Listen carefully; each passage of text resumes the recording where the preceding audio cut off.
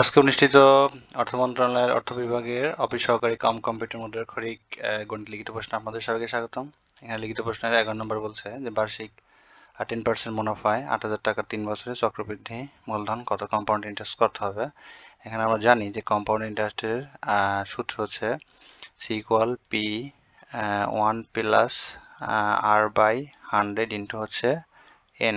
এখানে আর হচ্ছে rate of interest R N হচ্ছে সময় কত বছর। এখানে পি হচ্ছে প্রিন্সিপাল মুনাফা ছিল 8,000 এবং হচ্ছে এটাকে 1 প্লাস রেট ছিল হচ্ছে 10%, তাহলে 10 বাই হচ্ছে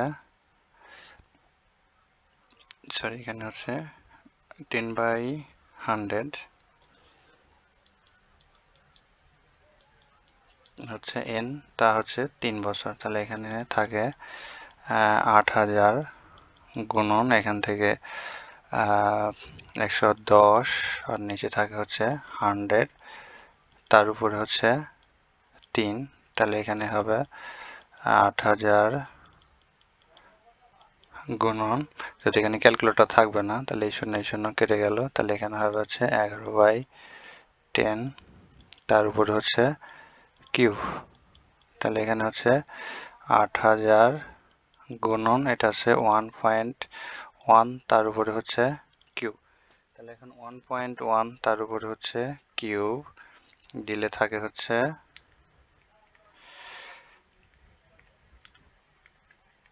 1.331 সমান হচ্ছে 8,000 গুণন হচ্ছে 1.331 থাকে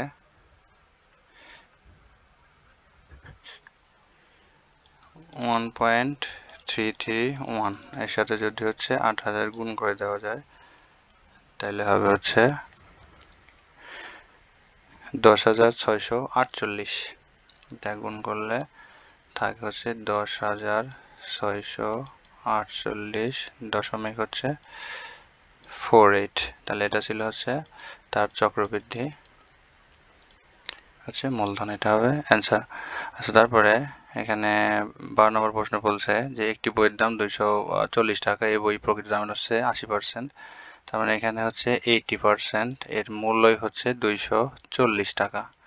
তাহলে 80% যদি 240 টাকা হয় তাহলে এখানে হচ্ছে 100% হবে 240 ইন্টু 100 বাই হচ্ছে 40। তাহলে এখানে হচ্ছে 2, এখানে থাকে হচ্ছে 3, তাহলে এখানে টোটাল দাম হচ্ছে 300 টাকা। তাহলে এখানে হচ্ছে সরকারকে ভর্তুকি দিতে হবে 300, দাম ছিল আর পাইছিল 240 টাকা। তাহলে এখানে 300 থেকে 240 বাদ দিলে 60 টাকা, অর্থাৎ সরকারকে ভর্তুকি দিতে হবে হচ্ছে 60 টাকা। আবার 20% ধরে করা যায় যেখানে 240 টাকার 20%। আচ্ছা, তারপরে 13 নম্বর ছিল যে রহিম এবং করিমের আয়ের অনুপাত 7:9 এবং করিম এবং পনিরের আয়ের অনুপাত 6:7। তাহলে রহিমের আয় যদি 252 টাকা হয়, পনিরের হচ্ছে আয় কত।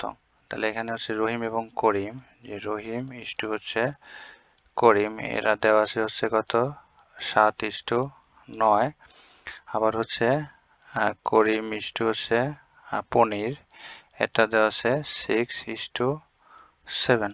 তাহলে এখন মিল আছে হচ্ছে করিমের 3টা অনুপাতে প্রকাশ করতে হবে। তাহলে এটাকে যদি হচ্ছে 6 দ্বারা গুণ করে তাহলে কত হবে 6 হচ্ছে 54, আর এই সমীকরণকে যদি এখানে 9 দ্বারা গুণ করি তাহলে কত হবে 6 নং 54 হচ্ছে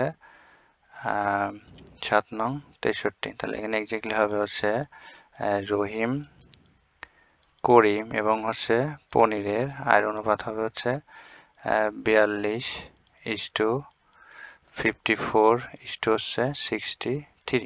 তাহলে এখন হচ্ছে এই রহিমের আয় দেওয়া হচ্ছে 252 টাকা, তার মানে এখানে মানে হচ্ছে এই যে 42, এটার মানে হচ্ছে 252।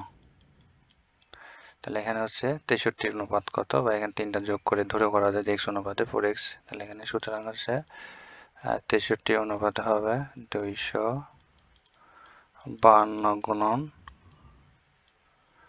হচ্ছে 63/42। তাহলে এখানে 42 দ্বারা কাটলে থাকে হচ্ছে 6 গুণন হচ্ছে 63 3, তাহলে 318 হচ্ছে 8, 636 এর হচ্ছে 37, 378। তাহলে এখানে পনিরের হচ্ছে তার আয় ছিল 378 টাকা। এটা হচ্ছে অ্যান্সার। আচ্ছা, তারপরে এখানে 18-14 নম্বর প্রশ্ন বলছে যে একটা আদার্স উৎপাদকে বিশ্লেষণ করে, এটা মিডল টার্ম করতে হবে। তাহলে এখানে এক্স স্কোয়ার প্লাস হচ্ছে 6কে উৎপাদক করলে 2টা হয়, 2 এবং 3। তাহলে এখানে হচ্ছে 3x প্লাস 2x প্লাস হচ্ছে 6। তাহলে এখানে এক্স কমন নিলে থাকে এক্স প্লাস 3 প্লাস হচ্ছে 2, এক্স 2 দিয়ে ভাগ করলে থাকে 3x প্লাস 3। তাহলে এখানে উৎপাদক হচ্ছে এক্স প্লাস 3 এবং এক্স প্লাস 2, এটা হচ্ছে এটার উৎপাদক, অ্যান্সার। তারপরে 15 নম্বর প্রশ্ন বলছে এখানে যে এটার মান নির্ণয় করো। তাহলে x সমান হচ্ছে 7, তাহলে হবে হচ্ছে 16, এখানে হচ্ছে 7 এর উপর a স্কোয়ার মাইনাস 40 ইন্টু হচ্ছে 7 গুণন 6 প্লাস হচ্ছে 25, এখানে y মান হচ্ছে 6 স্কোয়ার। তাহলে এখানে থাকে হচ্ছে 16 ইন্টু হচ্ছে 7 7 49 মাইনাস এখানে 40 গুণন 6 7 42 প্লাস হচ্ছে 25 গুণন 4 4 16। তাহলে এখান থেকে 16 গুণন হচ্ছে 49, এটা গুণ করলে থাকে 784।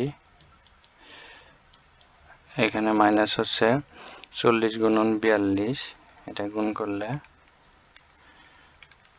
থাকে 1600 হচ্ছে 80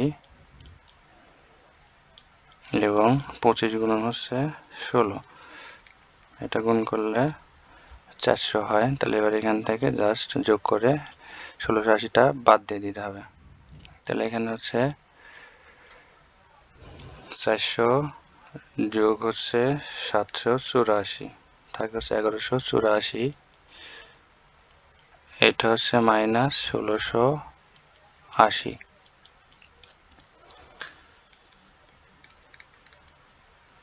থাকে হচ্ছে মাইনাস 496। তাহলে এটা হচ্ছে এটার মান। ভিডিওটি যারা নতুন দেখছেন তাদের কাছে রিকোয়েস্ট থাকবে অবশ্যই ভিডিওটি লাইক কমেন্ট শেয়ার করবেন। ধন্যবাদ সবাইকে।